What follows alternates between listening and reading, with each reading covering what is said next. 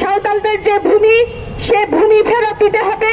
পাহাড় এবং সমতলের আদিবাসীদের ভূমির উপর উন্নয়নের নামে, পর্যটনের নামে, বিভিন্ন কোম্পানির নামে যদি পাহাড়িদের বা আদিবাসীদের ভূমি দখল করা হয়, তাহলে এই আদিবাসীরা কখনো চুপ থাকবে না। সেখানে আদিবাসীরা যুগ যুগ ধরে, শত বছর ধরে তাদের যে বসতি স্থাপন, তাদের সেখানে তাদের যে চাষাবাস, তাদের ফসল সবকিছু সেই মাটিকে ঘিরে ছিল। সংগ্রামী সমাবেশ আমরা দেখেছি সেই বাগদা ফার্মের আদিবাসীদের 2016 সালের যে ঘটনা, যে কালো রাত্রির যে ঘটনা, সে ঘটনা আমরা এখনো বলিনি। 2016 সালের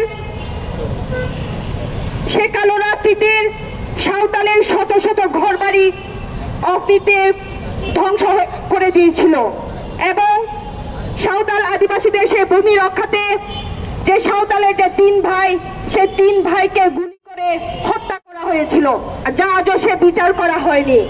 সংগ্রামী সমাবেশ আদিবাসীরা কখনো উন্নয়নের বিরুদ্ধে নয়, কিন্তু আদিবাসীদের প্রথা, রীতি নীতিকে ধ্বংস করে, তাদের রীতিকে উপেক্ষা করে এবং আদিবাসীদের গৃহহীন, ভূমিহীন করে সে উন্নয়ন আদিবাসীরা কখনো মেনে নেবে না।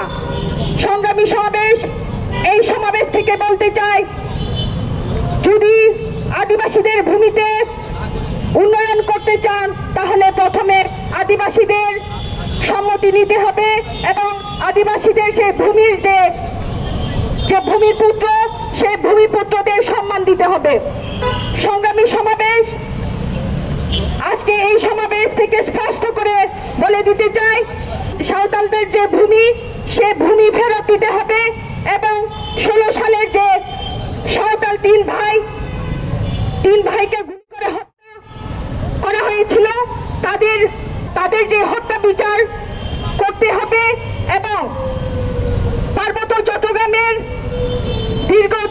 দীর্ঘ যুগ ধরে যে চলমান যে পার্বত্য চট্টগ্রামের সমস্যা, সে সকল সমস্যা সমাধানের পার্বত্য চট্টগ্রাম চুক্তি দ্রুত বাস্তবায়ন করতে হবে এবং তারপরেও যদি আমরা দেখি পাহাড় এবং সমতলের আদিবাসীদের ভূমির উপর উন্নয়নের নামে, পর্যটনের নামে, বিভিন্ন কোম্পানির নামে যদি পাহাড়িদের বা আদিবাসীদের ভূমি দখল করা হয়, তাহলে এই আদিবাসীরা কখনো চুপ থাকবে না।